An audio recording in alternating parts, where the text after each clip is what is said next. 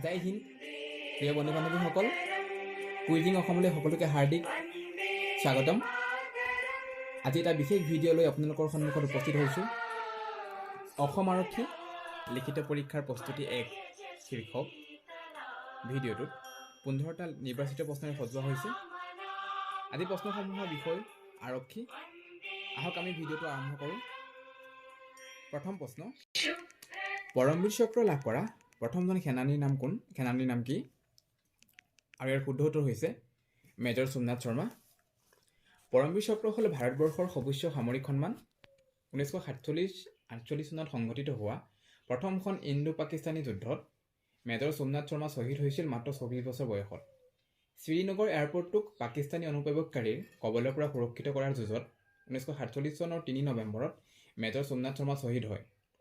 তেওঁ ইণ্ডিয়ান আৰ্মীৰ 4ৰ্থ বেটেলিয়নৰ কুমায়ু ৰেজিমেণ্টৰ দায়িত্বত আছিলে। কৃতজ্ঞ ৰাষ্ট্ৰই মেজৰ সোমনাথ শৰ্মালৈ মৰণোত্তৰভাৱে পৰমবীৰ চক্ৰ সন্মান আগবঢ়ায়। দ্বিতীয় প্ৰশ্ন, অসম আৰক্ষী দিৱস কেতিয়া পালন কৰা হয়? এটা খুব প্ৰাসংগিক প্ৰশ্ন। আৰু ইয়াৰ শুদ্ধ উত্তৰ হ'ল 1 অক্টোবৰ। 1951 চনৰ 1 অক্টোবৰ তাৰিখে ভাৰতীয় আৰক্ষী সেৱা বিষয়া KR চৌধুৰীয়ে আনুষ্ঠানিকভাৱে অসম আৰক্ষীৰ মুৰব্বী হিচাপে দায়িত্বভাৰ গ্ৰহণ কৰিছিলে আৰু তেওঁৰ সন্মানাৰ্থে 1 অক্টোবৰ তাৰিখটো অসম আৰক্ষী দিৱস হিচাপে উদযাপন কৰা হয়। এবাৰ আগবাঢ়িছোঁ পৰৱৰ্তী প্ৰশ্নলৈ। তৃতীয় প্ৰশ্ন, অসম আৰক্ষীৰ মূল বাণীটো কি? আৰু ইয়াৰ শুদ্ধ উত্তৰ হৈছে জনহিত জনসেৱাৰ্থে। অসম আৰক্ষী গঠন হৈছিলে ব্ৰিটিছ অধ্যুষিত অসমত 1826 চনত। ইয়াৰ মুখ্য কাৰ্যালয় উলুবাৰী, গুৱাহাটীত অৱস্থিত। অসম পুলিচৰ মুৰব্বীজনক ডাইৰেক্টৰ জেনেৰেল অফ পুলিচ, চমুকৈ DGP বোলা হয়। 1948 চনত তেজপুৰৰ শালনিবাৰীত আৰক্ষী প্ৰশিক্ষণ মহাবিদ্যালয় স্থাপন কৰা হৈছিল। ইয়াৰ প্ৰথম অধ্যক্ষ আছিলে PC দত্ত। পিছত 1949 চনৰ 1 এপ্ৰিলত প্ৰশিক্ষণ মহাবিদ্যালয়খন দেৰগাঁৱলৈ স্থানান্তৰিত কৰা হয়। এইবাৰ আগবাঢ়িছোঁ পৰৱৰ্তী প্ৰশ্নলৈ। ৰাষ্ট্ৰীয় আৰক্ষী শ্বহীদ দিৱস কোন তাৰিখে পালন কৰা হয়? আৰু ইয়াৰ শুদ্ধ উত্তৰ হৈছে 21 অক্টোবৰ। 1959 চনৰ 21 অক্টোবৰত লাডাখ সীমান্তৰ চীনা সৈন্যই ভাৰতীয় সৈন্যক অতৰ্কিতে আক্ৰমণ কৰাৰ ফলত 10জন সৈন্যই প্ৰাণ হেৰুৱাইছিলে। তেওঁলোকৰ সৰ্বোচ্চ ত্যাগৰ স্মৃতিস্বৰূপে 21 অক্টোবৰ তাৰিখে ৰাষ্ট্ৰীয় আৰক্ষী শ্বহীদ দিৱস পালন কৰা হয়। আৰু এই দিৱসটো 1962 চনৰ পৰা পালন কৰি অহা হৈছে প্ৰতি বছৰে। পৰৱৰ্তী প্ৰশ্ন,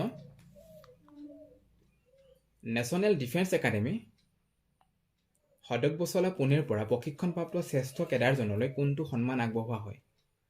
আৰু এটা দৰকাৰী প্ৰশ্ন হয়, অত্যন্ত গুৰুত্বপূৰ্ণ প্ৰশ্ন। আৰু ইয়াৰ শুদ্ধ উত্তৰটো হ'ল লাচিত বৰফুকন গ'ল্ড মেডেল। তাত লাচিত বৰফুকনৰ সন্মানাৰ্থে এটা মেডেল আগবঢ়োৱা হয় শ্ৰেষ্ঠ কেডেটজনলৈ। নেশ্যনেল ডিফেন্স একাডেমী, চমুকৈ NDA সদগবছলাই এই সন্মানটো আগবঢ়ায়।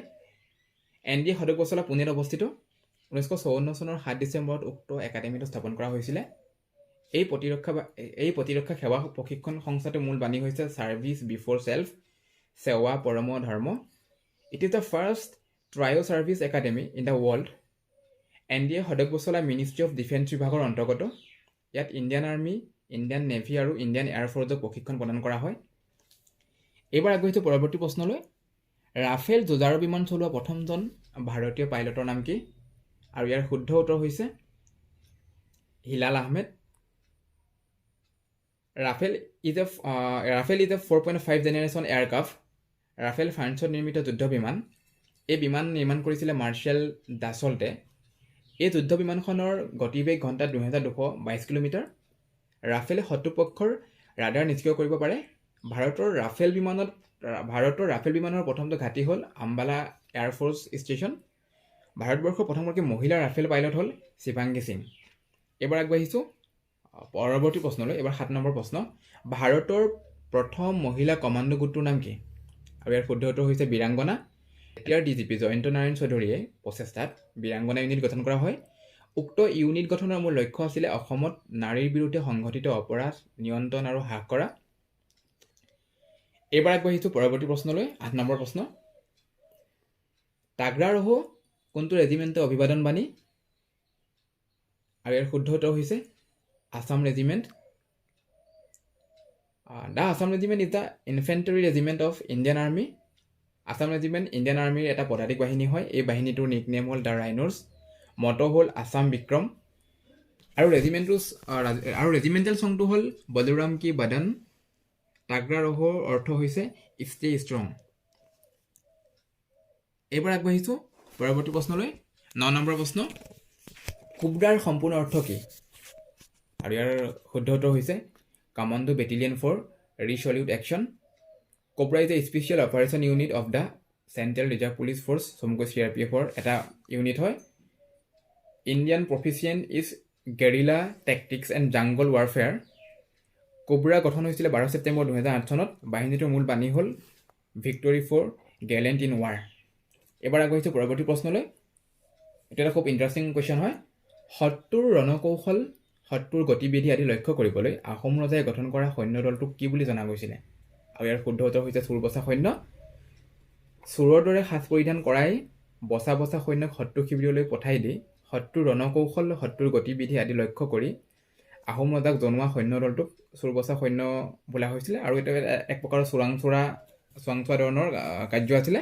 গতিকে এটা খুব গুৰুত্বপূৰ্ণ প্ৰশ্ন। এবাৰ আগবাঢ়িছোঁ পৰৱৰ্তী প্ৰশ্নলৈ। মালাবাৰ নেভেল এক্সাৰচাইজ কোনকেইখন দেশৰ মাজত অনুষ্ঠিত হয়?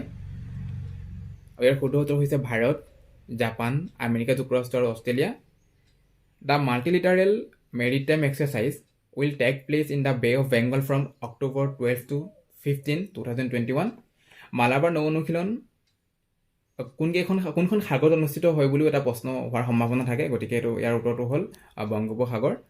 মালাবাৰ নৌ অনুশীলনত ভাৰতীয় নৌসেনা, Japanese maritime self defence force, চমুকৈ JMSDF, আৰু ৰয়েল অষ্ট্ৰেলিয়ান নেভি, চমুকৈ ৰান, আৰু ইউনাইটেড ষ্টেটছ নেভি USNে অংশগ্ৰহণ কৰে।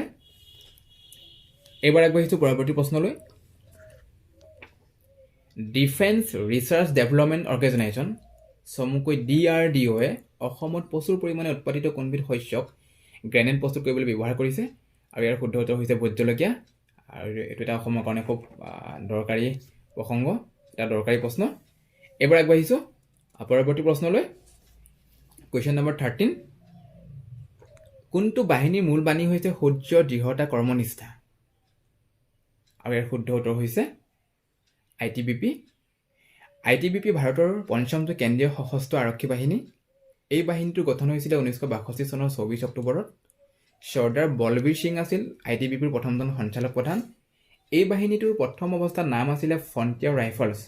1962 চনত চীনা আগ্ৰাসনৰ সময়ত ITBP গঠন কৰা হৈছিলে।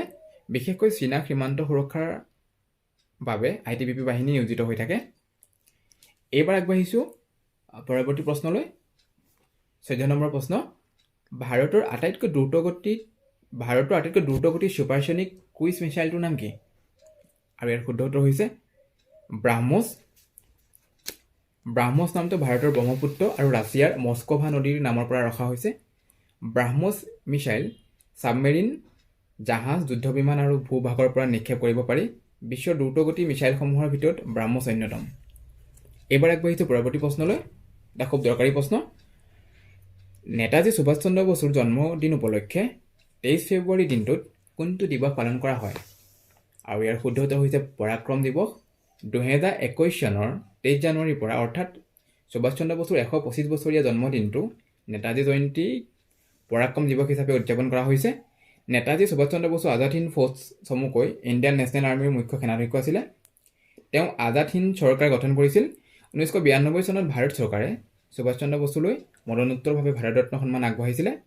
তেওঁৰ নামেৰে কলিকতাৰ বিমানবন্দৰটোৰ নাম নেতাজী সুভাষ চন্দ্ৰ বসু আন্তঃৰাষ্ট্ৰীয় বিমানবন্দৰ ৰখা হৈছে। গতিকে এই পৰাক্ৰম দিৱসটো এটা খুব প্ৰাসংগিক প্ৰশ্ন হয়, যথেষ্ট অহাৰ সম্ভাৱনা আছে।